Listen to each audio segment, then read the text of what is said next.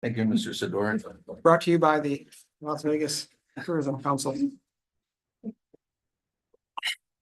Yeah, you could check on the transportation, how it's doing down there in Vegas, right? You did.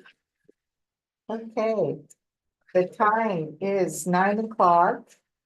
And good morning. Welcome everyone who's joining us here in the boardroom and on Zoom for the Monterey Salinas Transit Board Operations Performance Committee of June 10th, 2024.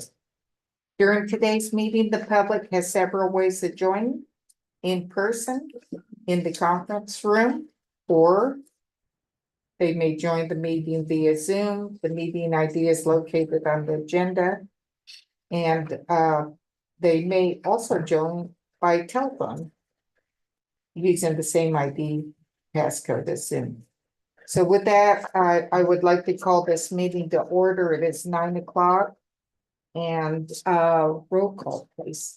City of Carmel by the Sea, Here. City of King, Present. City of Marina, Here. City of Pacific Grove, City of Sand City, Here. City of Salinas. Here. And for the record, our Pacific Grove rep will be joining us. He's just running a little behind, I believe. Okay, but we do have a quorum. Thank you. With that, we'll move on to public comments on matters not on the agenda. And at this time, members may address the committee on any matter related to the jurisdiction of MST, but not on the agenda.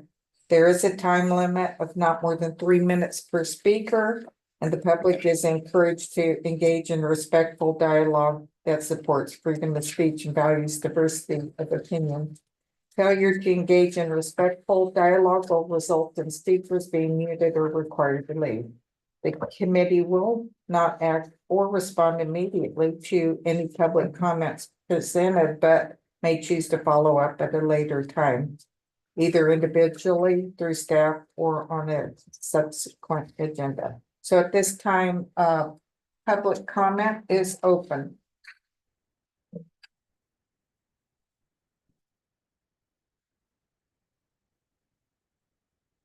And I'm not seeing anyone via Zoom or in the conference room. I will call one more time. Public comment is open. And not seeing anyone, we'll go ahead and close public comment. Chair, just for everyone's notice, our general counsel today, David Laredo, is attending remotely. You can see him up on the screen. So just Yes, I did notice. Welcome, Dave. and we'd have to unmute him when he wants to speak. So I'll make sure that our staff knows. All right. With that, we'll move on to the consent agenda. There is item 3.1, and this is to approve minutes of Board Operation Performance Committee of April 15th, 2024. This is on page 5. And at this time, directors, are there any comments, questions, or corrections on the April 15th minutes? And not seeing any hands. We'll move out to public comment. Public comment is open for comments.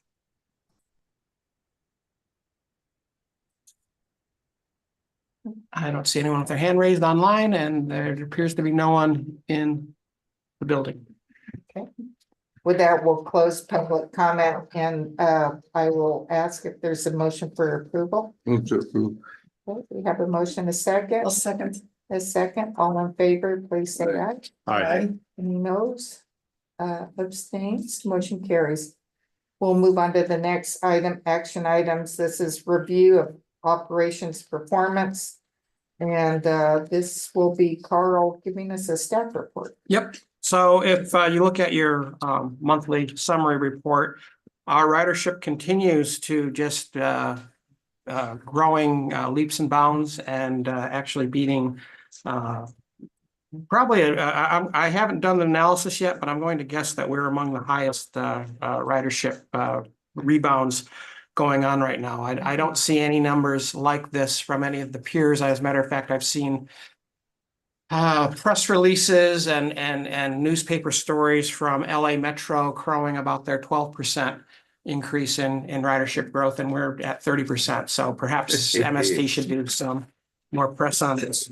Some things of note that we are working on. We've in the maintenance area, we've had been experiencing some hose failures, heater hose failures. So we're doing a campaign on those. That's causing, disruption of service. When a hose breaks, bus has to pull over and we need to get a new bus or potential delays, but that's been managed within all of our standards. We also don't want to be spilling coolant into the street. We've not had any storm drains compromised, but our team is creating a campaign to look at all of our buses and then develop a mean distance between failure so that we will look at these hoses and possibly replace them preemptively, not wait for them to fail, but just to, when they get a certain amount of miles, just place like we would do, oil filters and things like that. On the operations side, it's important to note that we are seeing an increase of issues on board the bus related to intoxicated passengers fighting in and around bus stops. Our drivers have been handling that. We're working with the police as best we can. I believe we mentioned last month that Kelly Hulkin and I met with the interim police chief for the city of Salinas to talk about how we can better communicate with them. And part of it is MST side, making certain that we communicate urgency when we suspect it's a gang member, rather than saying a youth. Yeah. If we have reasons to believe it's gang related activity, we need to really be on top of that. So they gave us some hints on how to elicit a faster response from Salinas PD. And we're working with all the other local PDs on these matters. So it seems to be, I don't know if it's summertime or what's going on, increased activity, but there just seems to be a little more behavior that is disrupting our service, and we've been able to keep it under control, but there is an uptick. So something that we're working on with local PD. Other than that, we are continuing to operate within your board's adopted standards. So that concludes my report. Okay, any comments or questions to Carl this time? I have a question. Yep. Yeah, that's concerning, Mr. Sidoric. But when you say there's an uptick, because we need the safety of the bus drivers and the other folks. Right. When you say uptick, what's happening there? Well, increases in frequency. I don't know that I don't have data for you today. We can bring you a report back, but it's just there's a steady drumbeat of reports. I get what are called incident reports. They come in through the supervisors. When something like that occurs, Yeah. we have it. Kelly Hulkin, who is our director of risk and safety, is ready to jump out of her seat to help provide me with more information if the chair is willing to allow her. So if you'd like, Kelly can provide you maybe a little more data. Kelly, could we get a little more? Sure. So Kelly Halkin, Director of Human Resources and Risk. What Carl's talking about as far as the numbers and the increase of frequency of those numbers, we used to see about maybe 1 to 2 on average per month. And now we're seeing an uptick of 2 on average per week of these occurrences. So we are looking at those. The drivers, if you're not aware or have not been on a bus for a while, they do have driver barriers, so they're pretty protected behind those barriers. But it's when these occurrences sometimes occur outside of the bus or at the transit station themselves, which leads to not only safety issues, but just being problematic and a disruption in service in general. Yeah, and I guess my concern is us as representatives of our individual cities. Are we getting good support from the Salinas Police Department? Like when you call, are they answering the phone and helping us out? After we had the meeting, we were, as Carl mentioned, we were told some keywords to use so we could better communicate the urgency of the situation. The last occurrences that we are seeing have actually been happening on the Monterey Peninsula side, not necessarily on the Salinas side. And I'm going to turn to Norm to see. I mean, that's what I'm seeing. So we're talking about Sand City, Seaside. Those are the places where we're seeing the uptick of occurrences. Not Carmel. Or Well, PD. I was, Carl knows, and Carl didn't, if I may, Carl knows and didn't say this, but I was on the bus about 3 weeks ago at eight something, 8:15 at night, the last bus out of Monterey back to me. And we had a disruptive passenger, and the bus driver handled it very well. He was calm. He talked to the passenger would not get off the bus. We sat on the bus for a few minutes with the passenger after the bus driver got off the bus at the bus stop. The passenger started talking to the two of us that were on the bus, and we eventually left the bus. And when there was no one left on the bus, the passenger eventually calmed down and got off the bus. So the situation, it was, not the best thing to happen to, with me, a board member and someone who, my guest I really had to twist her arm to get her on the bus. And it wasn't a really good experience. It wasn't a really good experience for her. Yeah.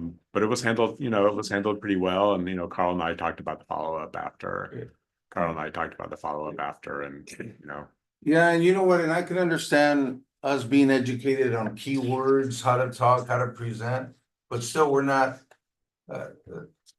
I get concerned when the PD is not responding when they should, so. And I know Mr. Sadoric sometimes doesn't, he wants to, well, we'll call you if it gets really bad. But if there's communication with the police department, we gotta make sure that they are responding. So prior to COVID, and I think one time since, I make it a point of having our risk and safety manager and MST and me as CEO meet with the Monterey Bay Police Chiefs Association. Because the chairs change Yeah. quite a bit within 2 years. So about every 2 years, give them a reminder of who we are, what we do, what sort of video surveillance systems, audio systems that we have on board our buses, and talk to them about, we're responsive when they ask for video from our buses that might be involved in a crime, and that we would appreciate the same response when there's an accident. I would say well, if things had been going swimmingly, if I felt things were going swimmingly with City of Salinas PD, there probably wouldn't have been a need for Kelly and I to go have a meeting with the interim chief. So this was a one-on-one discussion about that. They got that one-on-one discussion, and I'm being placed on a future agenda for the chiefs in general, trying to reestablish those relationships. There are two things that we need from the PD generally. We need, responses when we need them. Yeah. And then we also need police reports. There may be an incident or an accident, and we're attempting to determine, cause or blame, or there's a claim. And, different cities respond differently as far as how soon they're going to get around to the paperwork. Mhm. And look, everybody's struggling for staff. Yeah. So I understand that they have issues with staff as well. I'm not expecting them to do everything the way they used to do it when they're 30% down in staffing or whatever the issue is. But we just, we still have to find a way to muddle through. Yeah. Right. And to clarify, the last occurrence that we had was in the city of Seaside, and the Seaside PD did arrest the individual. So Thank you. So Kelly, Sand City, how was the response there? I We did. typically have a good response Yeah. with Sand City and Seaside. They respond and they're there. The occurrences that we have typically at Sand City are that individuals become irritated and they're off the bus, and then they like to block the bus leaving and stand in the middle of the Sand City station and block traffic. And so Sand City Police has done a really good job of coming to the location and dealing with that individual. There's also some education that we can do on our part with our drivers And we have been continuously working on that and just reiterating what their responsibility is. So if a police officer does approach them and ask them if they want to press charges, you say yes every time. That's what we want them to do, so that there are things that we can do legally to prevent further occurrences with individuals who are potentially, could be potentially violent. I did see the incident, or I read it in a police report about one individual who wanted on the bus. Then he got off the bus and tried blocking. Have you had more with some of these, the people who the bus driver is having these occurrences with, more of them repeated, the same people, or? It or doesn't not? appear that way. I would say there are a couple that are repeat offenders, and eventually we get to them and we're able to serve them a service exclusion violation. But sometimes these are individuals that we sometimes don't even see again.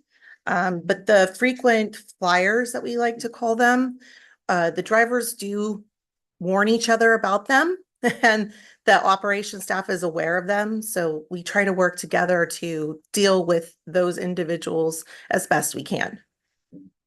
Thank you. Mike? Different question, but just to follow up on this conversation, I would imagine too, as you're letting the PD know that we have our surveillance systems on our cameras. Oh, yeah. If they have any in those areas and if they're missing equipment where.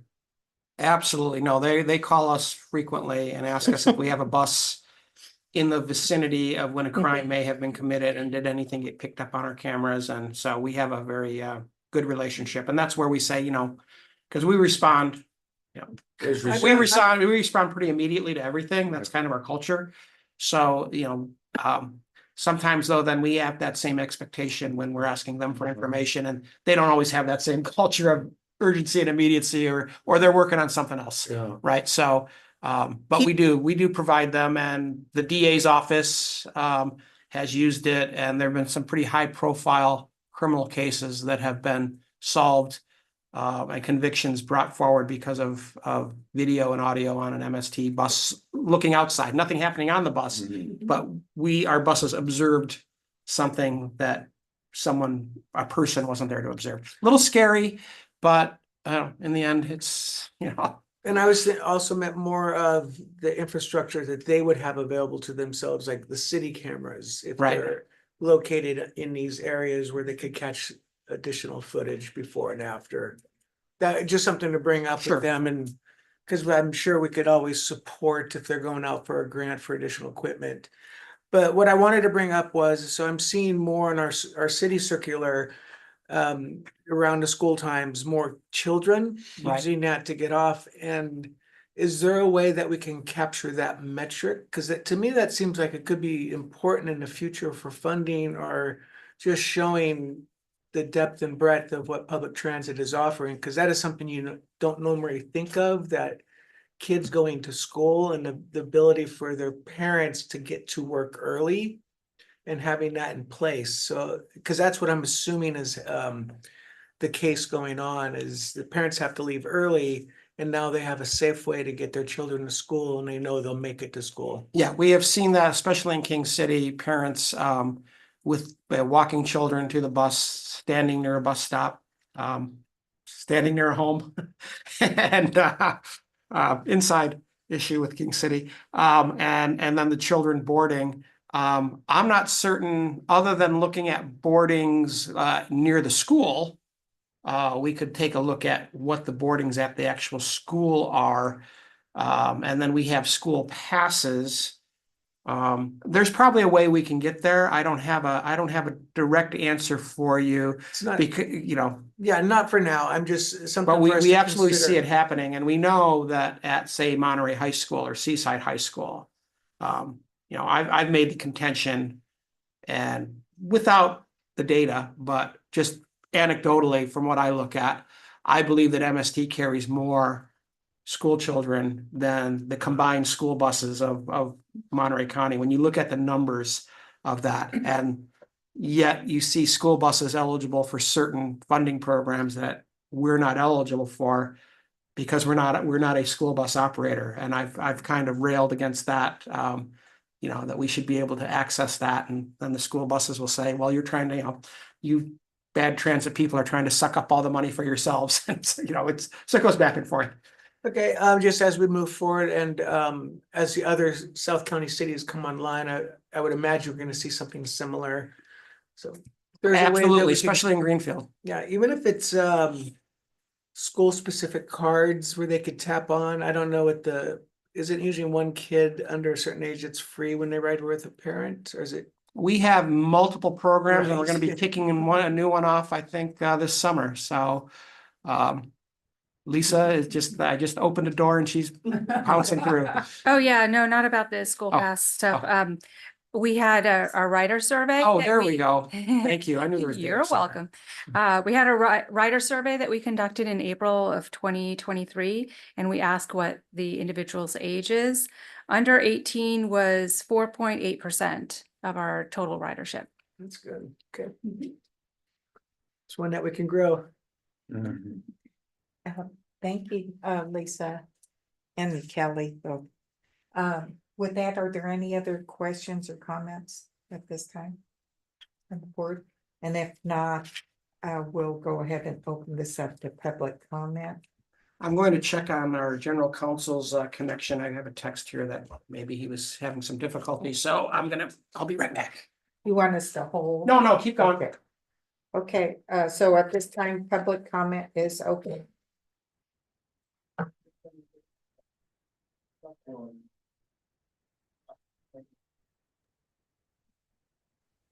And I see Dave is unmuted.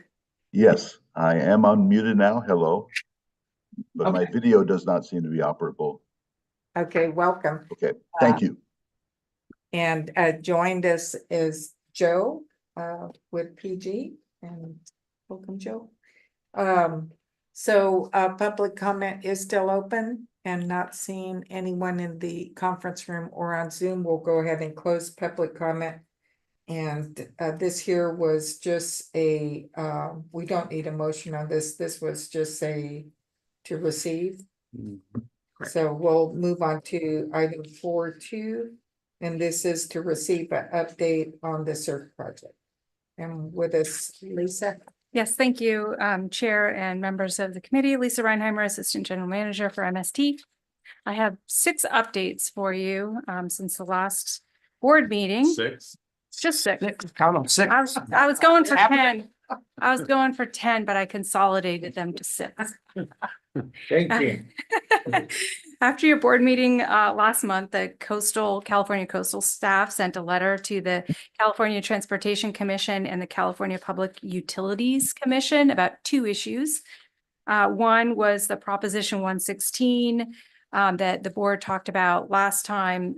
In response to that, the MST chair and TMC board chair issued a letter to the city of Marina, Sand City, and to the Coastal Commission regarding the eligible use of Proposition 116 funds for the Surf Busway and Bus Rapid Transit project. MST Council also provided an opinion as to the same.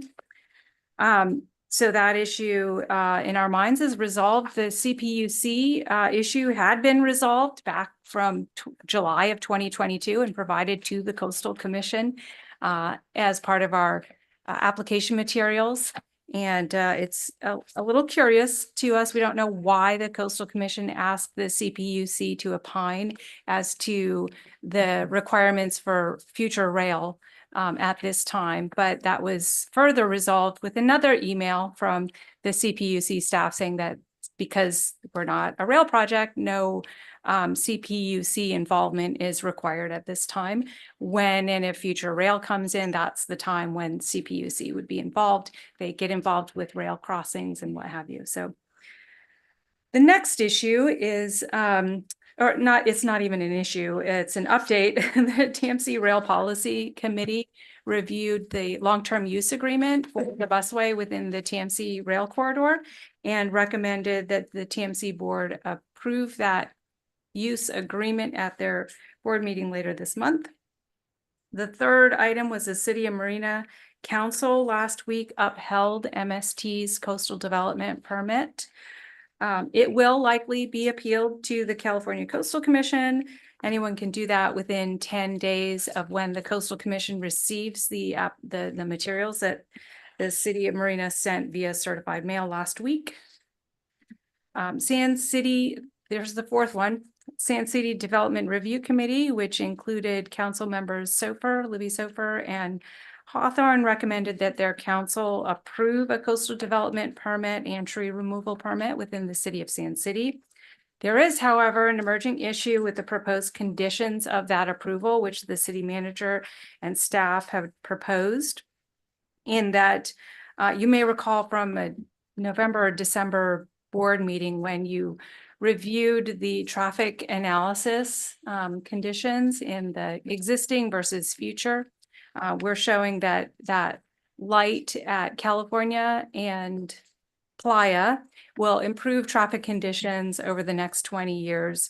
The city has asked us to provide design construction of a private driveway, additional left-hand turn lane. So there would be a left-hand turn lane, a right-hand turn lane, and a through lane at the Costco driveway, which is not something that the project can pay for or participate in for several reasons, not least of which was your board's approval of a CEQA exemption as part of the 922 exemption process, which requires that projects be located within existing public rights of way and also be for the efficient movement of transit vehicles, not for the efficient movement of private vehicles in a private driveway. So that's an issue we're working out with the city of Sand City. Let's see. We met with the Federal Transit Administration last week or the week before, and they reviewed our 95% design milestone and recommended to add $1.1 million into our contingency budget. So the cost has, that cost has been included in the new budget. We also met with coastal staff last week. And we provided a handout for you. I don't know if you have that, Jeanette. It's the talking points that were provided to the Coastal Commission, and feel free to use those as you're talking about this project out in the community. Carl, I didn't know if you wanted to go into this a little bit more. The purpose of this, we had an opportunity, and really, if you get an opportunity to see Senator Laird, thank him. He's been we've been for 3 years attempting to get a Coastal Commission person here on the ground in Monterey. We haven't seen one here, I think, since maybe 2020 or early 2021. No one, as far as a significant management person, we had a regional manager here maybe 3 or 4 years ago, but no one higher than that on the ground looking at that. And we've had we've been attempting unsuccessfully to get someone to see this on the ground, because when we've had commissioners here looking at the project, they understand it better as far as what it is or isn't. Senator Laird worked really hard to get the director of the California Coastal Commission, Dr. Huckelbridge, to meet with us at least on a Zoom call. And our approach was to speak in terms that they understand versus speaking in terms that we understand. And the Coastal Commission has 5 or so pillars of policies that they are attempt to achieve. And those relate to coastal access, to environmental justice, to global climate change, sea level rise, and protecting coastal resources. So we took those policy objectives and we created talking points underneath each of those that said, this is how our project supports you. These are the things that you're attempting to accomplish. We're attempting to accomplish them too. And by allowing this project to move forward, you are actually achieving your own policy objectives. And by denying this project, you will do more harm to your policy objectives than good to your policy objectives. It actually seemed to land with Dr. Huckelbridge. So She did say that she wanted to come on site for a visit. We talked about sometime this week because there's a coastal commission meeting in Morro Bay and she's in San Francisco, so either on the way down or the way up. That meeting was last a week ago, Monday. The invitation went out that evening.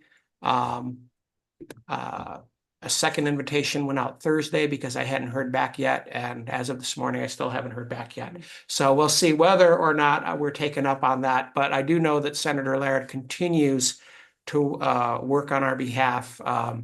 He was responsible for getting a $2.5 million budget allocation out of the state budget just for this project.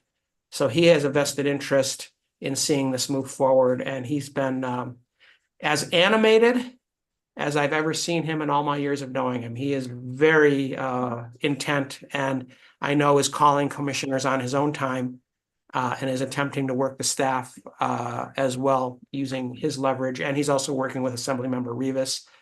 So if you see him, thank him on this project.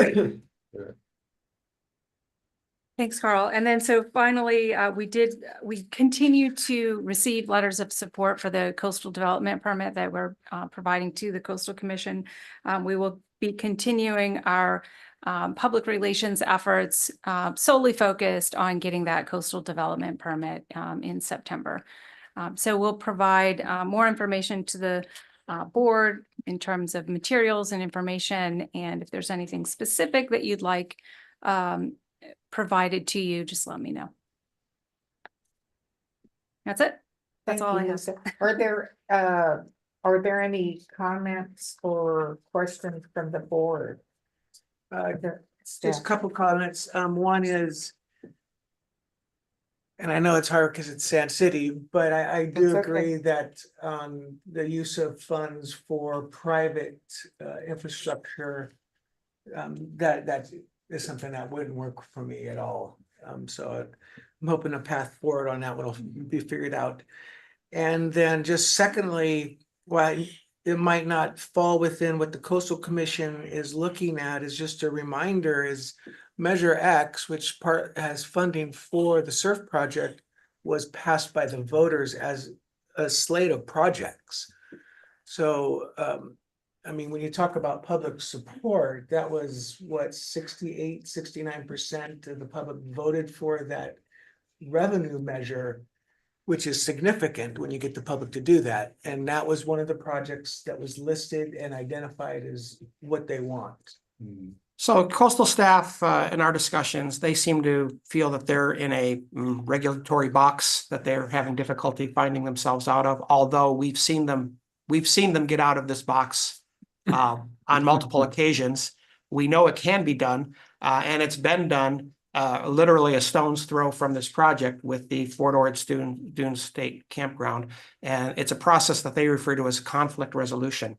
And the last, we talked briefly about that, and the director saying, well, we don't think we have time to do this conflict resolution because this application is coming up in September and we just don't have the time to go through it. And, my response is, wasn't directly to them, but my response, at least to the staff, is they had plenty of time. They've had over a year to do this. Unfortunately, they spent that time having us look at 12 different alternatives, including shutting down Highway 1 or running the buses down the center of the median, or, the other 895 pages of analysis that we had to provide them at a cost of $300,000. Had they not been focused on that, we could have been focused on conflict resolution.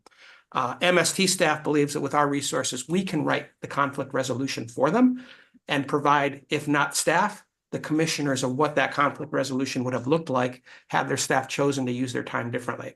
So that is an approach that we will be taking, because we think the commissioners themselves get this and they understand what you're talking about. And we just need to get before them and let the vote be taken. And so we have a multi-pronged approach on this and working on the commissioners while trying to be respectful to the staff, as respectful as we can be. So though sometimes they make it difficult. And please let me know when that happens, because I know my residents, one of the farthest cities on the South County, that is crucial for them to be able to, one, access the coast in a quicker manner, but also the jobs, right? So this creates that more consistency for them. Right. And just to point out, if the transit wasn't available for them, the other way they would get to work is to pay somebody private. And when they're paying somebody private who has a car, it's a lot of money. I mean, it's more than you would think. They almost get abused for just being able to get to their job. So that never comes up enough, but our residents in South County, it is a vital resource to them. Our analysis shows that we're adding 4 new ADA accessible access points, the bicycle and pedestrian trails to the coastal zone. 93.6% of the population of Monterey County is within 15 minutes walk of a bus stop that will have access to those points for $2. Cost $10 to park at Point Lobos. One thing that's, oh, go ahead. We don't have to sell you folks though. I know. I have a question. John? Carl, you mentioned that this has been in the queue for about a year.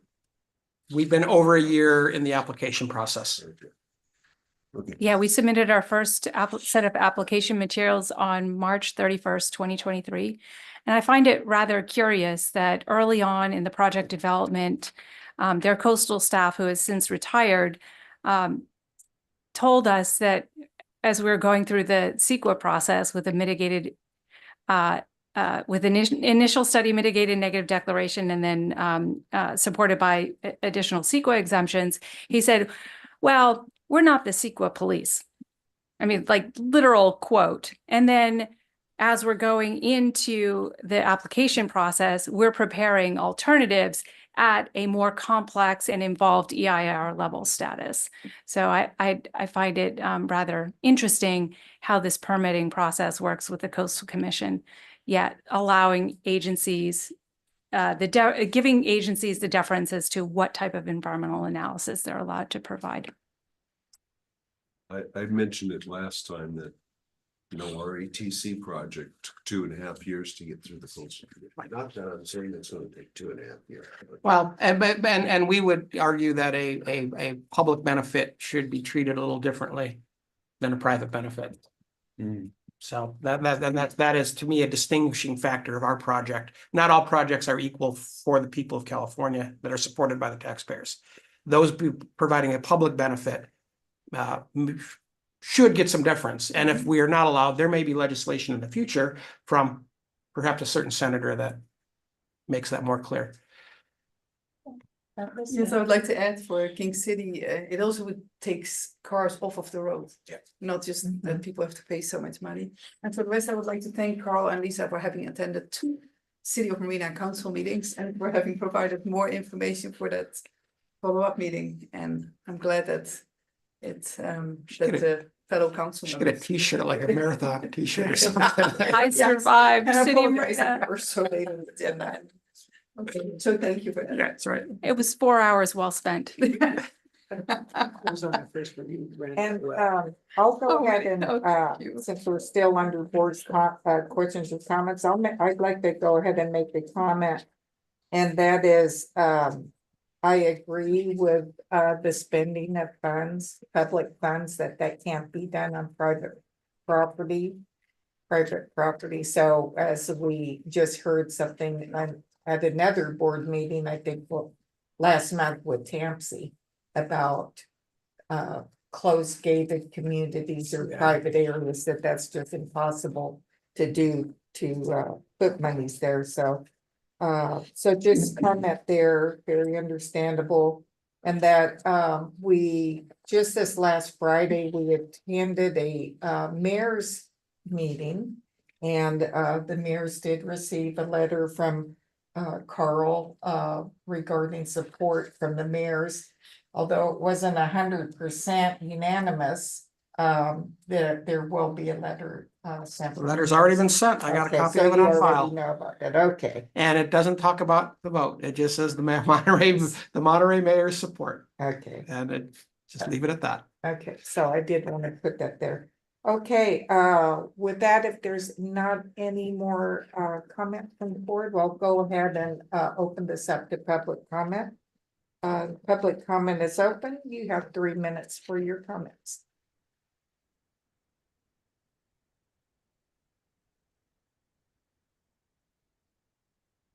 And not seeing anyone, we'll go ahead and not seeing anyone via Zoom or in the conference room, we'll go ahead and close public comment. And we will, I'd like to thank Lisa for your report, Lisa and Carl, and the presentation. With that, we'll go ahead and move on to the next item 4.3. Receive update on AB 413 and impacts to MST bus stops. And Michelle. Good morning, committee members. Michelle Overmeyer, Director of Planning and Innovation. The item is on page 9 of your committee package, and my presentation is a briefing on the intersection daylighting law. It will impact your cities and MST bus operations. The new state law prohibits stopping, standing, or parking a vehicle within 20 feet of the vehicle approach side to an unmarked or marked crosswalk, or 15 feet of any crosswalk where a curb extension is present. So Vision Zero is a road traffic safety project that aims to eliminate fatalities and serious injuries involving road traffic, and daylighting an intersection is one way to support Vision Zero policies that many of your cities have. So daylighting is meant to make it easier for drivers to see pedestrians that are crossing the street as the driver approaches the intersection. It's also meant to make it easier for drivers to see the intersection controls like traffic signals and stop signs. 43 states already prohibit parking within a certain distance of a crosswalk, and California's law took effect January 1st of this year. For now, jurisdictions may only issue a warning until the end of this calendar year. So this first year is to make the public aware of the law, and does not require the cities to paint curbs or put up signs. But January 1st of 2025 is when cities can start issuing citations. Typically, the transit bus only stops for a short time at bus stops to load passengers, and public transit isn't specifically called out as exempt from this law. MST does prefer far side bus stops as much as possible. That's what we construct, but we do have some that are within this approach space to intersections. The photos on pages 11 to 15 of your package show some of the locations in our service area that don't comply with AB 413. So to prepare for January 1st, 2025, when enforcement begins, staff will be meeting with local enforcement officials to learn about their plans for enforcement. We're also reviewing all of our bus lines to determine a final list of affected bus stops.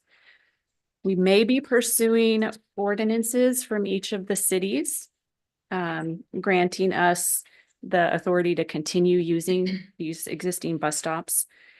And then finally, we'll work with our advocates in Sacramento if there are any potential amendments to the bill.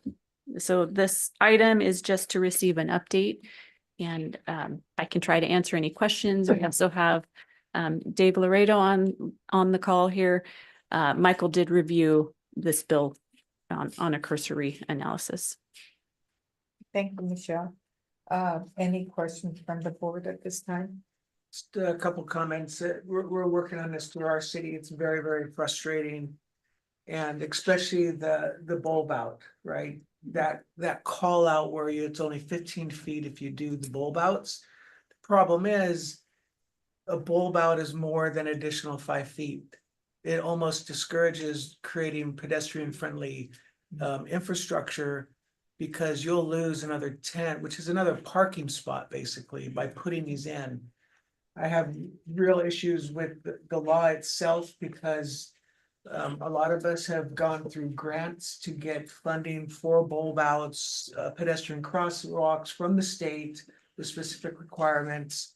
And that is not even taken into consideration. The enforcement mechanism was probably the most concerning when it comes to MST is the way it's described in the law is very vague.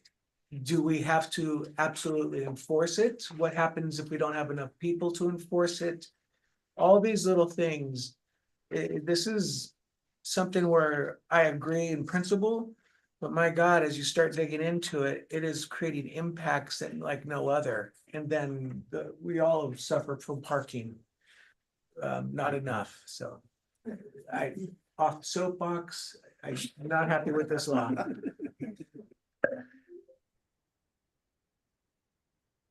And anyone else?